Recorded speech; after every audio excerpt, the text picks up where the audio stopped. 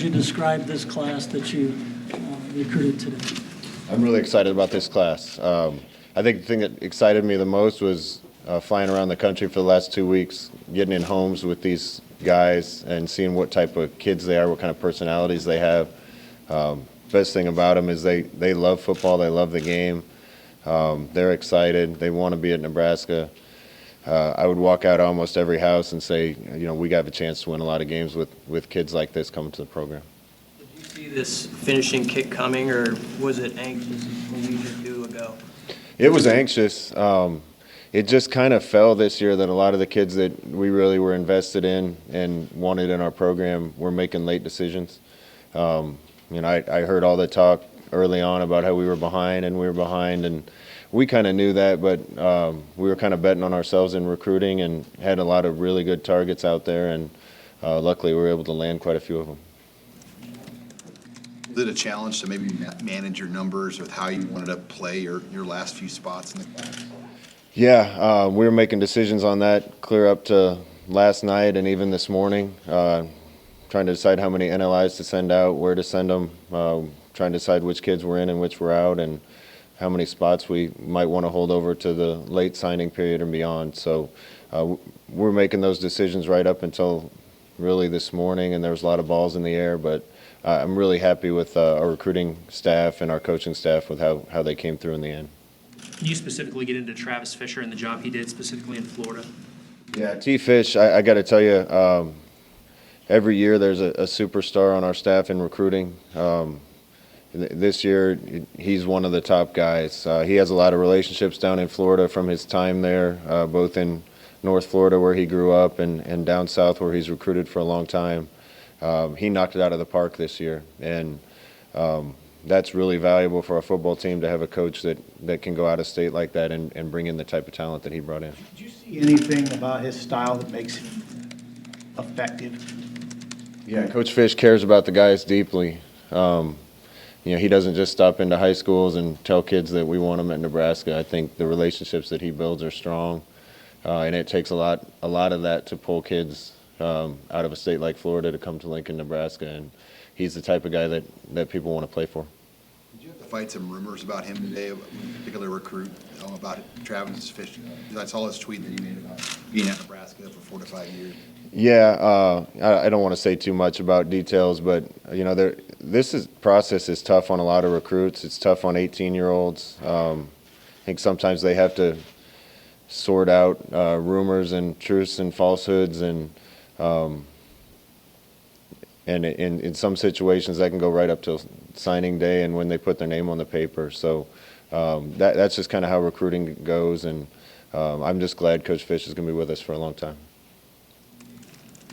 In regard to that, did you get a chance to talk with Francois today during that process or after he made the announcement?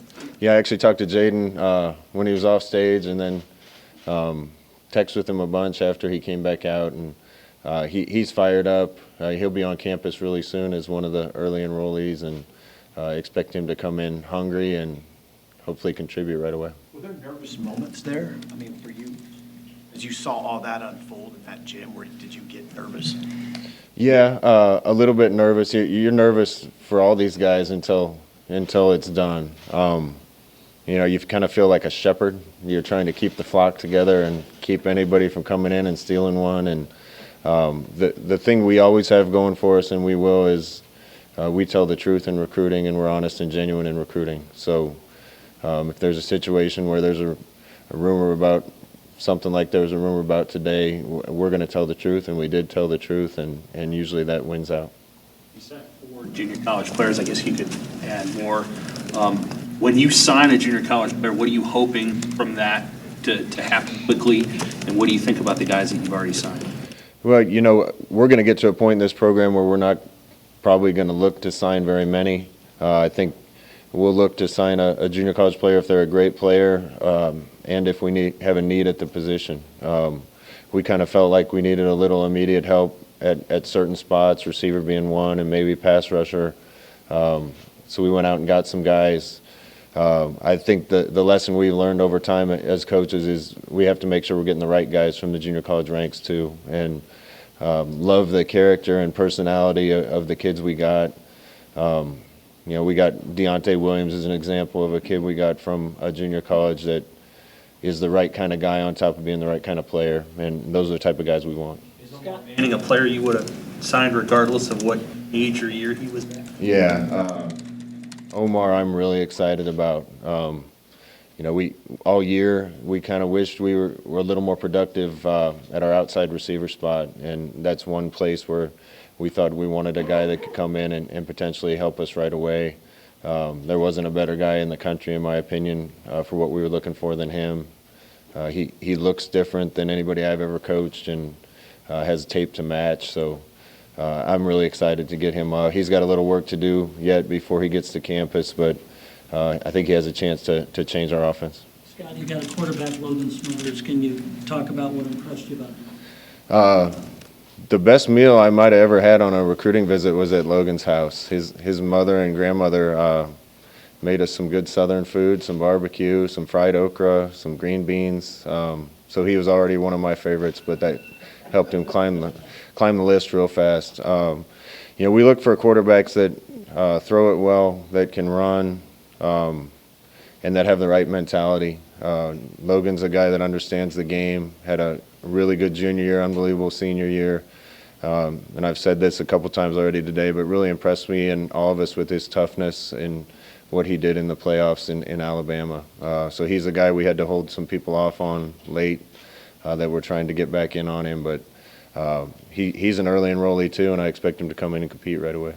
Scott, you mentioned this a couple of years ago, but is there something, just generally speaking, that a recruit could do that would make you want to move away from Rutgers? Yeah, there are things that would make us shy away from recruits anytime we found out about them, absolutely. And most of those things have to do with character most of the time. But, when you have spots available right up to the end, you're trying to make decisions on who the best player is and also, which player would help the team the most based on what we already have. So there's decisions to be made all through the recruiting process, and sometimes they go right up to the end. How do you feel about what you got done at linebacker? I think getting Keyshawn Green out of Florida really helped solidify what we got there. We got Va from California. Thought we needed to add a little depth to the inside linebacker room. He's really a run and hit guy that we're excited about. I have no doubt he's going to help our football team. Keyshawn is an unusual athlete. When you watch his tape, just his ability to close to the football and make plays is pretty special. That was a tough get, and he came up to Lincoln last weekend and fell in love with it and is anxious to get back. Outside linebacker is definitely a position that we wanted to address. Kind of started this whole thing off with Blaise Gunderson from Iowa, and huge compliment, but if I have a son, I do have a son. So someday I hope he's as big as Blaise, but I also hope he's that good a kid. So we're excited about him. Nico Cooper's just a specimen of an outside linebacker that we think could play in a lot of different places for us and help out with pass rush. And then Jamari Butler is another kid that we got late from Alabama. Another kid that when you walk in with the room with him, you can see the potential there. And his tape's really good too, and he shows a lot of ability to get after the quarterback. So we felt like we needed to improve ourselves in that area and really like who we got. You guys have really remade the wide receiver room over the last couple of years. What do you think is a fair expectation for that group over this next year? What do you want to see them accomplish? That's one position, I think, wide receiver, where we need to improve. Obviously, we have a couple really good pieces. JD's been a phenomenal player around here for a long time, and we're lucky to have him back another season. I'm excited to coach a guy that could be the all-time leading receiver in Nebraska history and have a piece of that as his coach. Really impressed with his toughness and what he's done for his entire career at Nebraska. Obviously, Wandale, everybody saw what he can do this year. Was ashamed to have him a little hurt at the end of the year, but we're excited about what he can bring next year. I think we got a lot of young receivers in the program already that we're excited to work with in spring. When you look at that position, And just being honest, when we came in as a coaching staff, we really only had 4 wide receivers on scholarship. We usually carry 10 or 11. So that was the position just by numbers that we kind of had to rebuild. And feel good about this class and where it's going to take us. We talked about Omar. Marcus Fleming's another kid from Florida that Fish did an unbelievable job recruiting. He can really go. Played on one of the best teams in Florida this year and was one of their stars. They won a state championship. Gosh, you talk about a kid that just oozes his love for football. He just loves being out there, and I think if you asked him to play on a parking lot cement track, he'd go out and play football. And I think he's got a chance to help us and help us quick.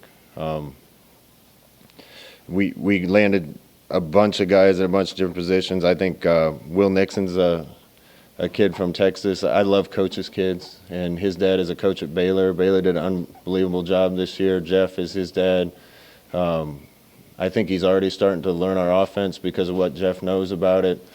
I think he's a guy that could play multiple spots for us, inside receiver, outside receiver, running back, a bunch of different places, and I think he's going to pick it up really fast. So we're excited about him. And then getting Alante Brown late was big for us too. Kind of the same type of guy. I think he can carry the ball for us. I think he can play inside. I think he can play outside. Changes direction really well. Has really good hands. It's also physical, and I think we did a lot to upgrade that position. Does the fact that Smothers walks into kind of a relatively loaded quarterback situation does that suggest anything about him? Yeah, I think it suggests that he's willing to compete. I want guys that want to compete, and when you talk about the best programs in the country, usually they're already loaded with people at position, and kids that have the right frame of mind want to come in and win the job anyway. And we hit it off with Logan right away. Mario and him have an unbelievable relationship. He's the type of kid I want on our team and the type of kid I want to coach. And we're going to get started with him right away in January. You mentioned the toughness. A lot of these guys are in love of the game and being winners. Were those 3 of the most important characteristics, other than obviously talent, to bring guys? Yeah, you can evaluate kids from afar, watching highlight tapes and watching game tape, and I think we got people on our staff that are really good at evaluating the talent. What's harder is to go into the high school and see which kids are the type of kids that are going to fight through anything, and that'll play football anytime, anywhere, and just love the game and love to compete. And we need more of those guys. I think we landed a bunch of them in this class. I want guys that want to be around the team all the time, that want to be around the game all the time, and that are going to fight for what they want no matter what. And that really comes down to toughness and love for football. What did you think of your walk-on class? How many? I think you got 19. What do you think of those guys? Yeah, the walk-on class helped us a lot this year. I think in starting next year, it's just going to get to a point where it's helping us more and more. I think that level of support from the walk-on program and contribution from the walk-on program is going to increase every year. It's kind of highlighted, I think, by Isaac Gifford from right here in town. Gosh, we're so excited to have him on the team. Just as excited as we are for anybody else we got today. And he's going to be an early enrollee too, so he's going to make us better right away. I think also Ty Hahn from down in southeast Nebraska is a receiver that is as good as a lot of scholarship guys around the country. Just played 8-man football, and he's right down the road. But guys like that are going to come in and help. Really like this walk-on class. I mentioned 2 guys, but there's a lot of guys from around the state and around the area that are coming here as walk-ons, and I think this might be as good a class as we've had since we've been here. Are you still waiting on any letters in the 72-hour early period at this point? Yeah, I think there's still 1, maybe 2 that one we're waiting on for sure, and maybe 1 more that we would accept if it comes. We kind of made a decision that in a perfect world we'd still have a spot or 2 left going forward, just to see what's available. Didn't know if we were going to get to that number for sure or not, but it looks like we're going to. So there's still some targets out there for us, and we'll see where those land. Scott, you know how competitive the recruiting is in the state of Florida. How tough were those battles? And I guess, what do you think the message that you guys were bringing there was effective with this? Recruiting in Florida for a long time, there's some kids that I don't think it serves them well to leave the state. There's others that probably the best thing in the world for them is to get out of there and go be their own man somewhere else. I think we focused on the right kids. We focused on kids that were anxious to get out and experience something else. You know, I've lived in 13 different states as a football coach and football player. I've chased this game around everywhere, starting with when my parents were moving around. And the experience of being in all those different places was unbelievable. I have friends from all over the country, acquaintances from all over the country, experiences that I wouldn't have gotten if I'd have stayed in one place. And I think some of those kids saw that they'd always have their family and friends at home and they could always go home, but if they didn't take a chance and try something like this, that's all they'd ever know. And I think we did a good job identifying the kids that would be willing to go out of state, and then several guys on our coaching staff, especially Coach Fish, did a good job making it happen. How unique was the in-home visit with Nash up in South Dakota? Well, we were never in a home, so that was unique. Pheasant hunting's a little easier in South Dakota right now than it is in Nebraska. There's a lot of birds up there. Probably my favorite home visit ever. We walked into a shed, looked at a bunch of whitetail antlers and some other hunting paraphernalia, and had something to eat, talked for a while, went out and walked 1 quarter-mile strip of uncut milo and limited out, and went home and hugged, and we got back on the plane. So that was unique, and Nash is a unique guy, and we're thrilled to have him on our football team. What did it mean relatively early on in this class to get a cornerstone type player like Turner Corcoran? Well, we fought hard for Turner.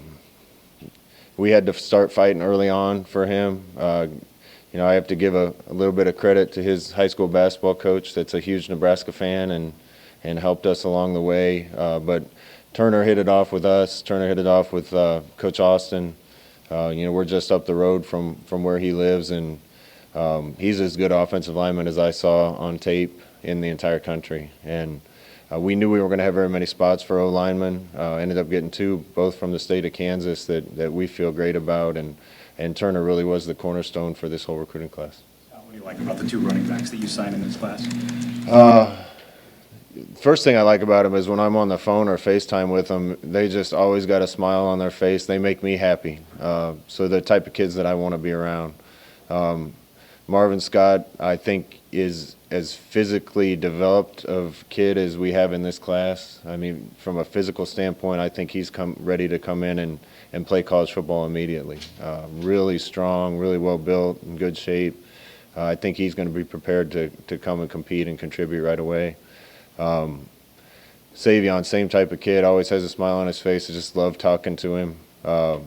Savion's a complete back. You know, I think at times this year, if we were going to run certain plays in our offense, we wanted one guy out there, and if we were going to do other things, we needed another guy out there. And it makes life a lot easier as a play caller if one guy can do all those things. And Savion's that type of running back, catches it well, runs it well, has speed, can run between the tackles with his size. So he's really an all-around guy. How would you characterize the quarterback competition that Logan's walking into? I mean, this is so wide open. I can tell which article you're going to write.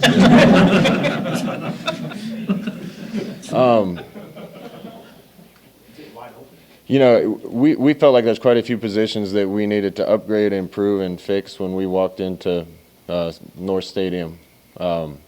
Quarterback's one that we've gotten right, and we've gotten it right pretty fast. You know, we did a good job getting Adrian here. I think people can see the type of talent Adrian has and all the plays that he's made wearing a Nebraska uniform. Noah Vidra, when he got his shot, was lights out, and as good a kid as there is on our football team. You know, the whole state's excited about Luke, and we are too. So we have 3 good ones in the program, and some other guys that are doing well. Matt Masker and from Kearney Catholic, right in the Lou Platte. And you know, it's a crowded room right now. That can change quick. You never know what's going to happen through injury or anything else. But we're going to play the best guy at every single position, and people get caught up on quarterback competitions. There's a competition every day at every position, and all those guys are going to get a chance to show what they can do, and we're thrilled to have all of them on our team. Scott, when you went into places like Oklahoma and Alabama, and, of course, a lot of guys in Florida. What did you get, what kind of sense did you get about the feelings about Nebraska football in those places that are somewhat hotbeds for college football today? Yeah, it was awesome for me to go around all those places and have people tell me, man, Coach, we can see it coming. Man, you're close. Man, a couple more pieces and you guys are there. And that wasn't us saying those things. That was coaches and players in other places recognizing it when they're watching games. And if we were a few pieces short or coming up just a little short in some games this year, hopefully we got a bunch of those pieces in this class. And it's important for us to, if we want the team that everybody around here wants, to keep stacking recruiting classes like this and making sure we have talent and depth at every spot. Scott, this is year 3 for you with recruiting classes. Put this in perspective. Where is this program headed? I don't have any different opinion where this program's headed than I did when I took the job. We knew it was going to be a lot of work. We knew it wasn't in the best place. And there was a lot of things that we were going to have to do to make the program look like we wanted it to look. You never know how fast those results are going to come, and that's why when you guys ask me questions, I say I just want to be better than I was yesterday, and we want to be better than we were yesterday. I think we're going a long way to addressing these things. You say it's our 3rd recruiting class. The tough part about the first recruiting class is we had about 3 weeks to recruit it, and I think we did really well in some areas and missed on some other things, and did the best we could in a short amount of time. But this is really the 2nd class we've had where we've had a whole year to work and make sure we're getting the right guys and people that fit us. And I think between guys we got in that first class and these last 2 classes we put together, it's really starting to look like it needs to look from a talent perspective. Two more. Any resolution, talk about resolution with Maurice Washington, if he has a path back? We're actually going to meet with Maurice tomorrow and try to come to a little bit of resolution on what's going to happen, and I'll have more for you after that. Yeah, we had a lot of guys that had minor surgeries to get things cleaned up. Had quite a few guys that were tough and playing through some things at the end of the year. So there's several guys, including Adrian, that had minor surgeries and, well, no surgeries, minor. They had surgeries, and we're expecting all of them to be back for spring ball. How much more hurt was he than maybe we as the media or fans were? Well, we don't talk about that stuff, and all I'll tell you is I think the kid's a trooper for battling through what he battled through this year, and he's not alone. Several other guys were gutting things out and fighting for the team, and that's football. I've had 7 surgeries as a football player, and you come back healthier and better every time you get one, and I think a lot of those guys' play will improve when they're 100% healthy. Will you be good for spring, Adrian? Yeah, everybody that had surgery, I think, will be ready for spring ball. Scott, do you have anything you can say about the 2 guys, the 2 former guys who were in court last week? And there were accusations that were made against them that went back before they were removed from the team. Did you have any knowledge of any of those before August? Yeah, a lot of those things are things that I can't talk about publicly. All I can tell you is the minute we were made aware of any accusation, we funneled it to the person we're supposed to report Title IX issues to, immediately suspended them indefinitely from the team and removed them from all football activities, and then we let Title IX and authorities do their job. If there's a Title IX investigation that you don't initiate, if it comes from someone else, are you made aware of that in any way if it doesn't start with you? I think if it has to do with our football players and it's serious enough, then they'll make me aware. And so, but in this situation, the minute we were aware of anything, and that came from a separate source, we reported it appropriately, and that morning suspended them indefinitely. Thank you, Coach. Hi, this is Jason Jorgensen, Sports Director at KRVN. Thanks for watching this video on our YouTube channel. Now, to keep up to date with all of the things we have going on in terms of sports, we invite you to subscribe to our channel. All you need to do is hit the little red button in the corner.